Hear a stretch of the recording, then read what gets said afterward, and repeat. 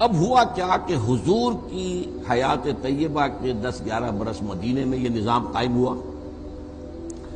اس کے بعد خلافت علی منہاج النبوہ یا خلافت راشدہ کے 30 برس میں یہ نظام کاملتاً قائم رہا. حکومت اللہ کی، قانون اللہ کا، شریعت نافذ، اور حکمران مشورے سے منتخب ہوگا. یہ موروثی نہیں ہوگا، یہ بادشاہت نہیں ہے. یہ سارا معاملہ جو ہے، اور امرہم شوری بینہم سے معاملات طے ہوں گے.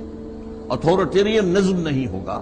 یہ ساری چیزیں جو ہیں، یہ 40 برس جو ہے اس کے اندر ہمارا وہ سنہری زمانہ ہے جس کے اندر کہ دین ایک رہا. اس کے بعد حادثہ کیا ہوا؟ ایک یہودی سازش کے نتیجے میں انٹرنل سیبوٹاج ہوا. عبداللہ ابن سبا کی تحریک کے نتیجے میں مسلمانوں کو آپس میں لڑا دیا. حضرت عثمان شہید ہوئے رضی اللہ تعالی عنہ، اور ان کی شہادت سے فتنے کا جو دروازہ کھلا ہے تو حضرت علی کا سارا دور خلافت خانہ جنگی کی نظر ہو گیا. 1 انچ زمین بھی اسلامی سلطنت میں حضرت علی کے دور خلافت میں ایڈ نہیں. آپس میں لڑ رہے ہیں. 1 لاکھ آدمی ہلاک ہو رہے ہیں ایک دوسرے کے تیروں سے اور تلواروں سے اور نیزوں سے. تو وہ جو ہے ایک بہاؤ جو جا رہا تھا کہ تھمتا نہ تھا کسی سے سیل رواں ہمارا، اس بہاؤ کی جو رفتار تھی وہ ٹوٹ گئی. اور اس کے بعد نتیجہ کیا نکلا؟ خلافت راشدہ ختم ہو گئی، ملوکیت کا آغاز ہو گیا. اب ہو گیا موروثی معاملہ. یہ جس کی طاقت اس کی حکومت ہوگی. بنو امیہ طاقتور قبیلہ، ان کی حکومت ہوگی. بنو عباس کھڑے ہو گئے ہیں، انہوں نے ان کو مارا اور اپنی حکومت قائم کر لی، ان کی حکومت ہوگی. وہ نظام اب ختم ہو گیا. سیاسی اعتبار سے جو اسلام کا نظام تھا وہ ختم ہو گیا. یہ ہمارے دور زوال کا نقطۂ آغاز ہے. اس دور میں کافی کوششیں ہوئی کہ دوبارہ جو ہے اصل کی طرف رجوع کیا جائے. حضرت حسین رضی اللہ تعالی عنہ، حضرت عبداللہ ابن زبیر رضی اللہ تعالی عنہما، حضرت نفس زکیہ رحمۃ اللہ علیہ، حضرت زید رحمۃ اللہ علیہ، انہوں نے کوششیں کی، بغاوتیں کی کہ کسی طریقے سے یہ موروثی نظام ختم ہو کر وہی خلافت کا نظام جو ہے شورائی قائم ہو جائے. وہ ناکام ہو گیا. نتیجہ کیا نکلا کہ اب امت نے یہ سوچا کہ یہ جو چھت ہے یہ تو اب ہٹ نہیں سکتی. جو اوپر کا نظام سیاسی ہے یہ تو یہی رہے گا، جس کی لاٹھی اس کی بھینس.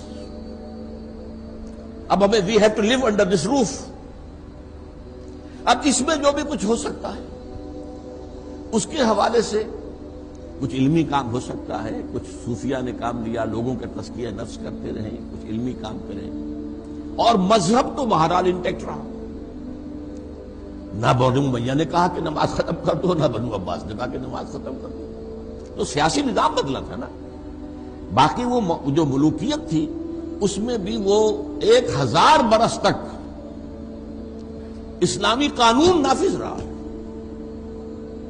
اوپر جو نظام تھا ڈھانچہ سیاست کا، ریاست کا، وہ نہیں رہا.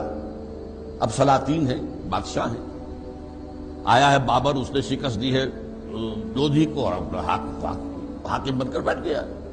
وہی جو میں نے کہا، جس کی لاٹھی اس کی بھینس، جس کی طاقت اس کی حکومت ہوگی. یہ نظام جب چلا تو اس کا کیا مطلب ہوا کہ اسلام کا تصور سکڑ گیا. اب وہ دین والی بات نہیں رہی، اب مذہب والی بات آ گئی. اور جب 1000 برس تک یہ کیفیت رہی تو ذہنوں نے گویا کہ ریکنسائل کر لیا کہ بس یہی اسلام ہے. اس کے بعد تیسرا مرحلہ آیا، اس نے اور قیامت ڈالی.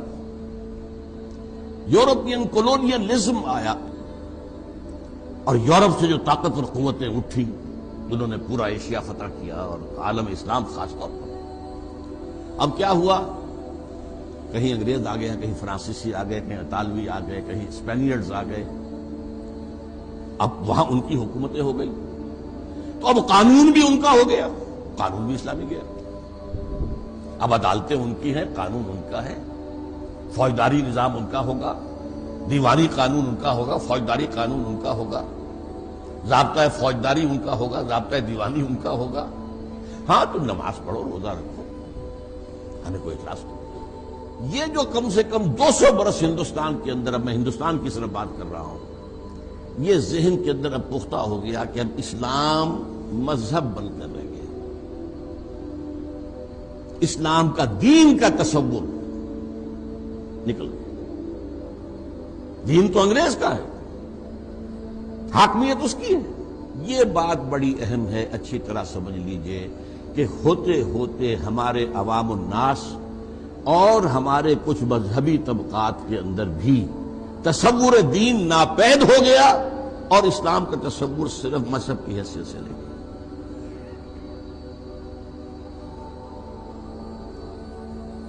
اس کے بعد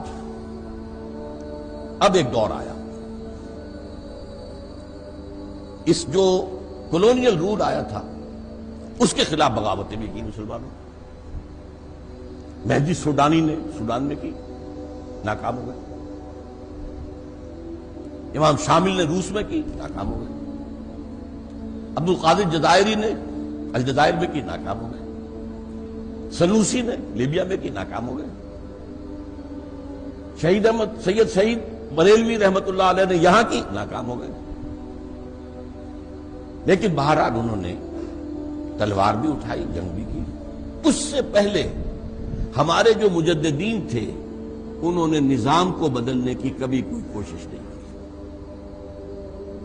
عقائد میں کوئی خرابی آ رہی ہے اس کی اصلاح کر دو، لوگوں کے اعمال میں کوئی خرابی آ رہی ہے اس کی اصلاح کر دو۔ دین قائم کرنے کا مطلب ہے حکومت سے ٹکراؤ، اور حکومت مسلمانوں کی ہے، اور اس میں بہت سی حدیثیں ایسی موجود ہیں کہ مسلمان حاکم ہو تو اگر وہ کفر بواح کا حکم نہ دے تو اس کے خلاف بغاوت نہیں ہو سکتی، لہذا کسی نے تلوار نہیں اٹھائی۔ وہ شروع میں 4، حضرت حسین اور حضرت عبداللہ ابن زبیر، حضرت نفس زکیہ، حضرت زید، باقی اس کے بعد کسی نے تلوار نہیں اٹھائی، کسی نے اس ملوکیت کو ختم کرنے کی کوشش نہیں کی، بلکہ یہ اخلاقی اصلاح، علمی کام امام غزالی کر رہے ہیں، امام ابن تیمیہ کر رہے ہیں، اور اگر تصوف میں غلط چیزیں آ گئی ہیں تو شیخ احمد سرہندی اس کی اصلاح کر رہے ہیں۔ وہ اصلاحی تھی یہ ساری جد و جہدیں۔ البتہ جب کولونیل رول ختم ہوا تو ہمیں یاد آیا کہ بھائی ہمارا بھی تو ایک نظام تھا نا، جب تک ہم دبے ہوئے تھے وہ تو بات اور تھی، اب چلا گیا انگریز یا جا رہا تھا۔ تو جیسے جیسے یہ کولونیل بستر جو ہے لپٹا ہے تو ایک بیداری پیدا ہوئی کہ اسلام ایک نظام ہے، ہمیں اپنا نظام قائم کرنا چاہیے۔ یہ بالکل صحیح سوچ، بالکل صحیح جذبہ، اور یہ پورے عالم اسلام میں پیدا ہوا۔ اور اسی وقت کچھ لوگ سامنے آئے جنہوں نے اس تصور کو زندہ کیا کہ اسلام مذہب نہیں ہے، اسلام دین ہے۔ تاریخ انسانی میں جن شخصیتوں نے دھارے کا رخ موڑا ہے، اکثر لوگ تو دھارے میں بہتے ہیں، جو نظام ہے اسی میں بہ رہے ہیں، چلے جا رہے ہیں، جدھر ہجوم جا رہا ہے ادھر جا رہے ہیں۔ لیکن کچھ لوگ ایسے ہوتے رہے جنہوں نے رخ موڑا ہے، نہیں یہ غلط جا رہا ہے، یوں کرو، کہ اس خیال کو دوبارہ زندہ کرنے کا بدقسمتی سے علماء کے طبقے کے سر پر نہیں ہے، کچھ غیر عالم مفکرین، مصنفین، داعین پیدا ہوئے، ان کے سر۔ ہمارے علماء نے بالعموم اسلام کو مذہب کی حیثیت سے تسلیم کر دیا، اور سارا ایمفیسس اسی پر ہے، عبادات پر ہے، سنتوں پر ہے، اور ساری چیزیں جو ہیں انہی پر ہے، باقی نظام کی بات تو نہیں کرتے، اللہ کی حکومت قائم کرنے کی بات نہیں کرتے۔ لیکن یہ تصور کہ اسلام دین ہے، اس کا سب سے پہلے آپ کو سراغ ملے گا علامہ اقبال کے ہاں۔ اب وہ نہ مولوی تھا، حالانکہ اس کی تعلیم بنیادی طور پر بہت اس کی تعلیم و تربیت کے اندر مذہبی دخل حاصل تھا، لیکن بعد میں جب وہ گیا ہے انگلینڈ اور وہاں اس کی جو قلب ماہیت ہوئی ہے، مسلمان کو مسلمان کر دیا طوفان مغرب نے، تو وہاں سے واپس آیا ہے، تو اب وہ اسلام بتیتیت دین کا علم بردار بن کر کھڑا۔ دین ہاتھ سے دے کر اگر آزاد ہو ملت، ہے ایسے تجارت میں مسلمان کا خسارہ۔ دین ہمارا اسلام جو ہے دین ہے، صرف مذہب نہیں۔ باقی بعض علماء نے کہا تھا انگریزی عہد میں کہ ہمیں مسلمانوں کو کوئی ایسا کام نہیں کرنا چاہیے کہ ہمارے انگریز حکمرانوں کو تشویش ہو جائے، کیونکہ انہوں نے ہمیں مذہبی آزادی دے رکھی ہے۔ اس پر فقرہ چست کیا تھا اقبال نے، ملا کو جو ہے ہند میں سجدے کی اجازت، نادا یہ سمجھتا ہے کہ اسلام ہے آزاد۔ اسلام کہاں آزاد ہے؟ کہاں اسلام کا قانون؟ کہاں اسلامی حدود؟ کہاں اسلامی تعزیرات؟ کہاں اسلام کا نظام؟ سود بدترین گناہ ہے، اس سے بڑا کوئی گناہ ہے ہی نہیں، اس پر سارا نظام چل رہا ہے، کہاں اسلام؟ اس کے لیے یہ کہ جب اقبال نے آواز اٹھائی اسلام کا دوبارہ غلبہ دنیا میں ہوگا، ملت اسلامیہ کی جو ہے وہ تجدید ہوگی، نکل کے صحرا سے جس نے روما کی سلطنت کو الٹ دیا تھا، سنا ہے یہ قدسیوں سے میں نے، وہ شیر پھر ہوشیار ہوگا، یہ جو جذبہ تھا اس نے پھر پورے عالم اسلام میں شکلیں اختیار کی، تحریکوں کی، کہ اسلام کو ایک نظام کی حیثیت سے قائم کرنے کی جد و جہد کی جائے۔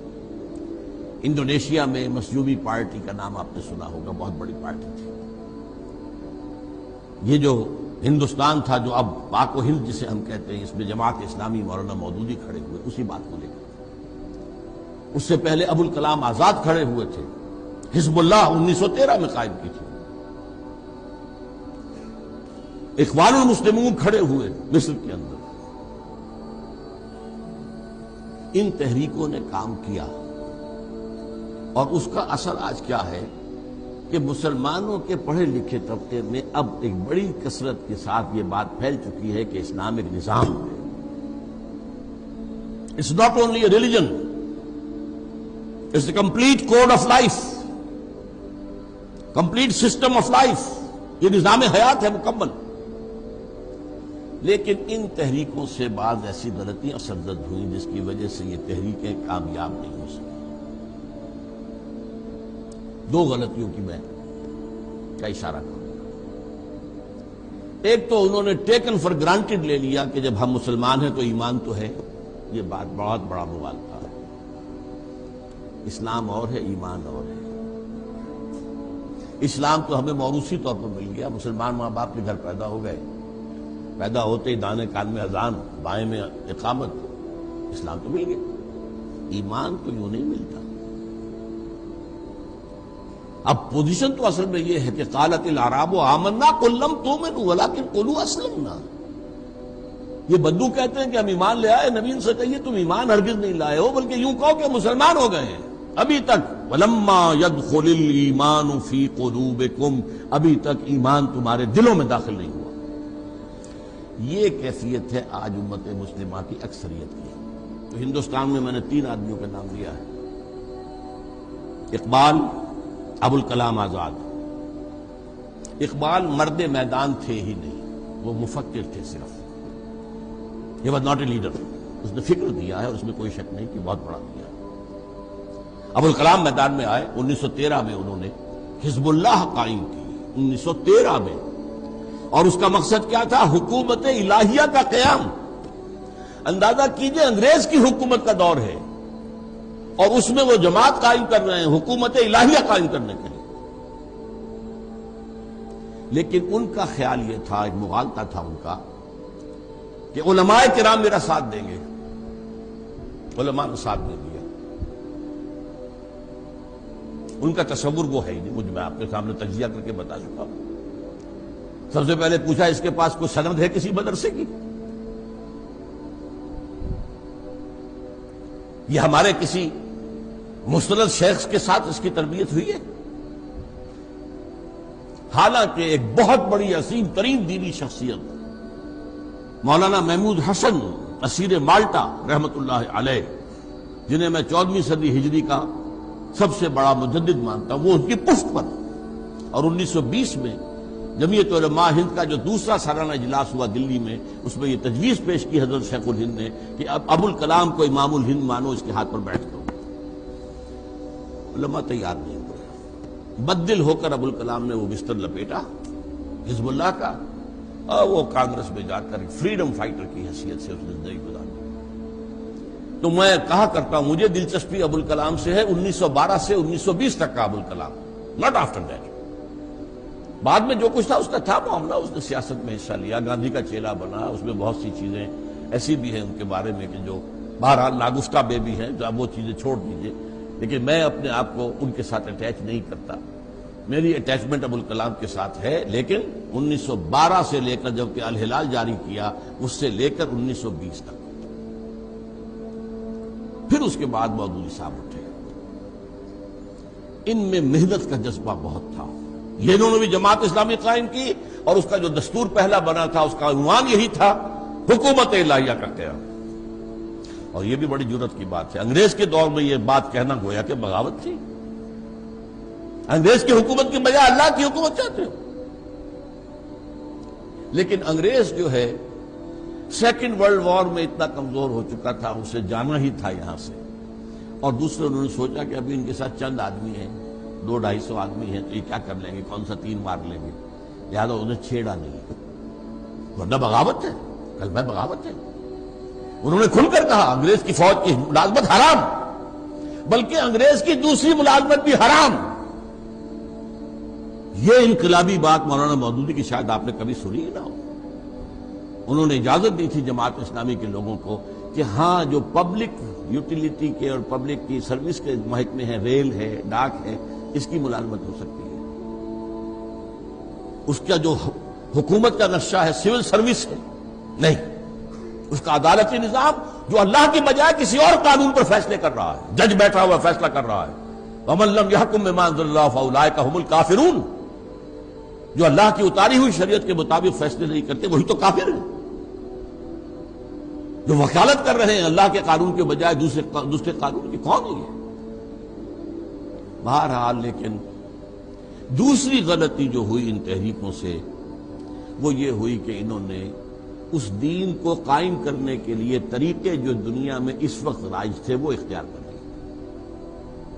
الیکشن کا طریقہ اختیار کر لیا۔ یہ کام تو تاریخ انسانی میں ایک ہی مرتبہ ہوا تھا اور وہ حضور کے دست مبارک سے ہوا تھا۔ ایک مرتبہ اور ہونا ہے، لیکن ہوگا اسی طریقہ کار پر عمل پیرا ہو کر جو محمد الرسول اللہ کا تھا صلی اللہ علیہ وسلم۔ سیرت میں بظاہر جو تضادات نظر آتے ہیں ان کو سمجھو کیوں ہیں وہ۔ اب میں وہ تضادات آپ کے سامنے مثال کے طور پر رکھ رہا ہوں۔ ٹوائنبی نے ایک بڑا زہر میں بجھا ہوا جملہ کہا، محمد failed as a prophet but succeeded as a statesman۔ مدینے میں تو محمد کا نقشہ صلی اللہ علیہ وسلم نظر آتا ہے، نبیوں والا، دعوت دے رہے ہیں، پھر رہے ہیں حضرت مسیح کی طرح سے، وہ تو نبیوں والا نقشہ تو ہے، تو ناکام ہو گئے، وہاں سے جان بچا کے بھاگنا پڑا۔ مدینے میں تو ہی از اے اسٹیٹسمین، ہی از اے وارئر، وہ سپہ سالار ہے، وہاں کامیاب ہوا۔ اور اسی کو بنیاد بنا کر منٹگومری واٹ نے کتابیں لکھ دی دو، اور ہمارے ہاں جو مسلمان سمجھتے ہیں انہوں نے بہت تعریفیں کی ہیں حضور کی، تو بہت اس کو پڑھتے ہیں شوق سے۔ محمد at Mecca, Muhammad at Medina, دو کتابیں ہائی لائٹ کیا ہے کہ تضاد ہے، یہ کچھ اور شخصیت ہے، وہ کچھ اور شخصیت ہے، یہ مبلغ ہے، یہ داعی ہے، یہ درویش ہے، کوئی گالی دے رہا ہے تو دعائیں دے رہا ہے، کوئی پتھراؤ کر رہا ہے تو ان کے بھی ہدایت کی دعائیں کر رہا ہے، یہ تو نبی ہے، لیکن وہ محمد صلی اللہ علیہ وسلم۔ اور میرا دعویٰ یہ ہے کہ ایک انقلابی عمل کے لیے اگر کوئی سورس ہے کہیں سے اگر آپ کو مل سکتا ہے تو وہ صرف اور صرف سیرت محمدی ہے صلی اللہ علیہ وسلم۔ اس لیے انتخابات کے ذریعے سے اور محض دعوت و تبلیغ کے ذریعے سے کام نہیں ہو سکتا۔